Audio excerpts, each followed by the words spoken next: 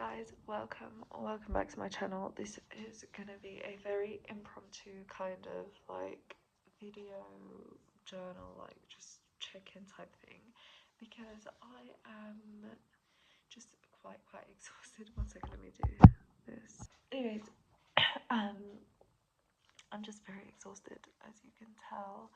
It's Ramadan and like everything. I've been traveling and stuff like that, so it has been quite all over the place with things. So yeah, I just wanted to check in with you guys and let you guys know just where I've been, kind of have a little chit chat about motherhood and Ramadan and things like that, and then we can continue with normal programming, hopefully. I did have a few, yeah, no promises, but anyway, so I guess let's call this iftar thoughts. Lately I've been feeling, let me know first of all how your Ramadans are going. Look at this.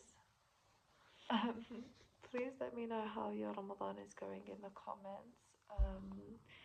My Ramadan has been quite interesting. I feel like now that it's the last 10 days, I really want to focus on like getting back to things, kind of like the final push, the final stretch, trying to do as much good as I can, trying to work as hard as I can, if that makes sense.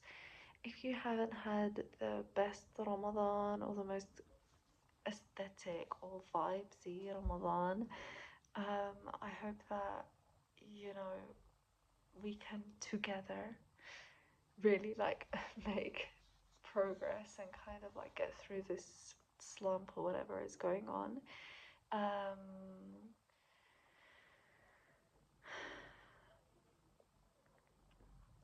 Other than that, also I've been with my child. He is like entering his toddler era, and that is extremely challenging. It's bringing up like a whole bunch of new kind of challenges.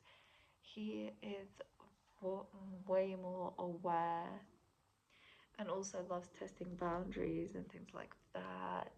He's also picking up words well, and I'm very impressed with that, and I'm trying to nurture that and stuff like that. So with this era comes like a lot of new challenges, especially like winding down. If you're a mom or just generally like, what is your winding down routine like? I feel like I don't have a wind down routine. It's kind of like screaming, like in my head I'm like screaming a bunch of like stuff getting thrown about, like just really like noisy, and then he goes to sleep and I'm like, it's kind of quiet but there's residual sound, if that makes sense. Like I'm not really chilled out even though he's down. I'm just not, I can't wind down is what I'm saying. Like, how do you deal with being wired? Like if you've just like had a, you know, kind of like when you go out with friends or like you go out to an event or something like that, and then it's just so intense that when you come home you're kind of like drained and stuff. I hope that makes sense. Anyways, all of that to say, I need a wind down routine to kind of get my head in the right space, and like also I guess be able to prepare for the whole bedtime chaos in my day. Like I feel like it just attacks me at like 6 o'clock and I'm left completely just confused and like, what the heck. So yeah, that's been going on. There's been this whole Gulf Iran US war going on, which is so ridiculous. I mean, if we're gonna get into geopolitics, like it's the biggest BS I've ever seen in my entire existence. As if there's not bigger and better things we could be spending our money on and like just doing in life. Trump decides to like go and just start another war, and apparently there's a war in Ecuador somewhere, and I'm just thinking to myself, this guy, man. Anyway, subhanallah, like I feel like there's a lot of misinformation or propaganda going on, a lot of people wanting you to think certain things, and so when people are like trying to force you to believe a certain thing, I feel like it's just important to step back for a bit and remember our purpose on earth, and it's not to deal with this bullshit. Like, do you know what I mean? It's just to like worship Allah and be a good person, and that's it. This oppression that's going on is like way above my pay grade. I swear to God, like only Allah can fix it for sure.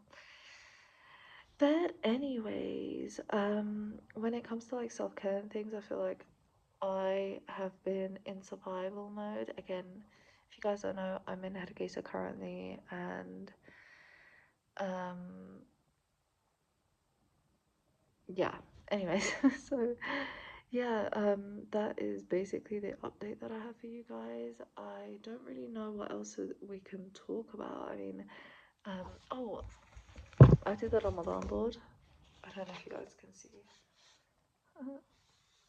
Oh, you can see yourselves as like Inception. But anyways, yeah, I did this like Ramadan vision board at an event in Kuwait, and it was like so great.